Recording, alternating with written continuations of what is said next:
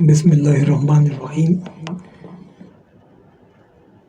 جہانداد منظر القادری صاحب، ان کا کلام اور اس کلام کی جہتیں وہ اتنی حسین ہیں کہ وہ ایک طویل وقت کا تقاضا کرتی ہیں۔ میں سمیٹ کر اس کی تلخیص اگر یہ کروں کہ جب کوئی بات نثر میں کہی جا سکتی ہو اور اس کو حسن خیال دے کر منظوم کیا جاتا ہے، اور وہ منظوم ہو کر اگر اس میں شعریت نہ ہو تو وہ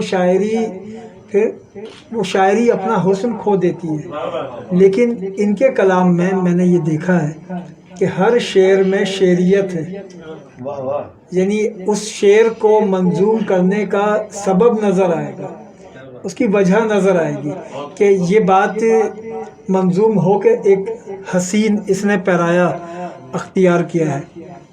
اب جو وسعتیں ہیں اس کے حوالے سے میں چند صرف جہتیں وہ نظر کروں۔ آپ نے عارفانہ پہلو کی بات کی تو وہ عارفانہ پہلو اس نعت کے مطلع میں موجود ہے۔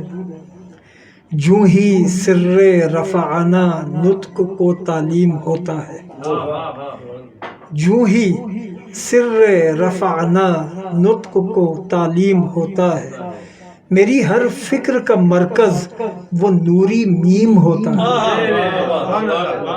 اب اس میں حسن استعارہ دیکھیں، نوری میم اور سر رفعنا، یہ قرآن حکیم کی آیت سے بھی استفادہ ہے، وَرَفَعْنَا لَكَ ذِكْرَكَ سے، اور سر رفعنا یہ عرفان کا مضمون ہے، اس لیے کہ جب کوئی بات اپنے ظاہر میں آ جائے تو وہ ظاہر میں آنے کے بعد اہل علم کا موضوع بن جاتی ہے، اور جب کوئی بات اپنے سر میں ہو تو وہ پھر اہل عرفان کا عنوان بن جاتی ہے۔ اسی طریقے سے ایک اور میں جہت نظر کروں، اور وہ جہت یہ کہ پاکستان نظریاتی اعتبار سے دنیا کی 3 ریاستیں ہیں جو نظریے کی بنیاد پر وجود میں آئیں۔ ایک تو ریاست مدینہ حقیقی،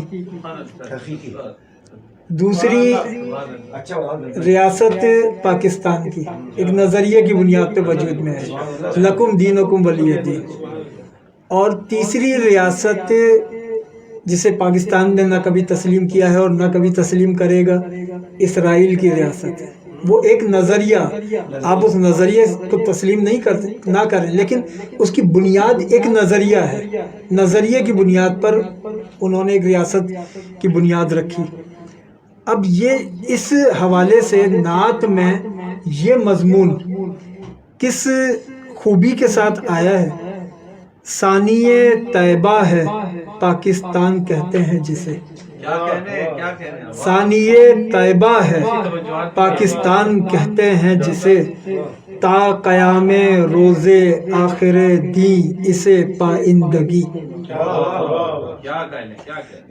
اب آپ یہ دیکھیے کہ یہ اس میں وطن کی محبت ہے، لیکن اگر صرف وطن کی محبت ہوتی تو یہ نعت میں الگ سے ایک پیوند لگ جاتا۔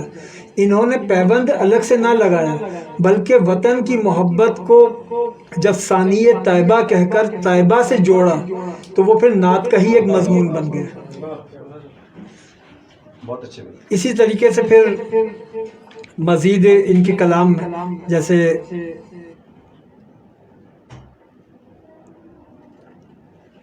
انہوں نے جو سہل ممتنع، مختصر بحر ہو لیکن بات پر اثر ہو، اور یہ سہل ممتنع یہ اس پہ اساتذہ ان کو ملکہ ہوتا ہے، اور اس میں استادانہ ایک رنگ نظر آتا ہے۔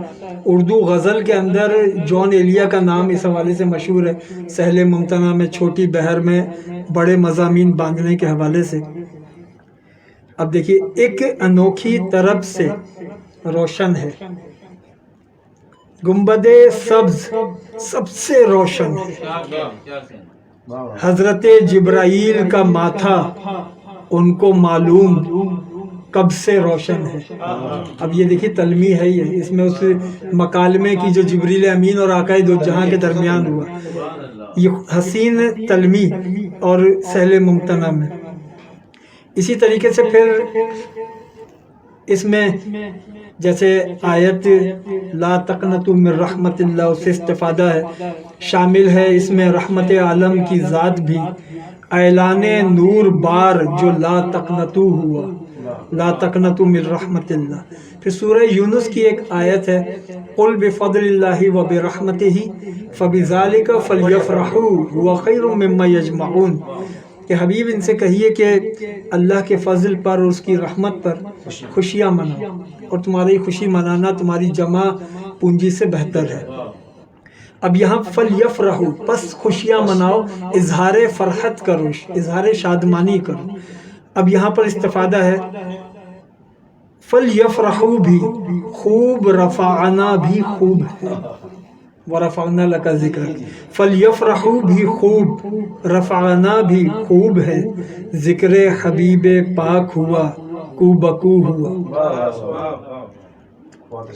اب یہ اس میں دیکھیے آیات سے کس طریقے سے استفادہ اس کلام کے اندر جا بجا نظر آتا ہے.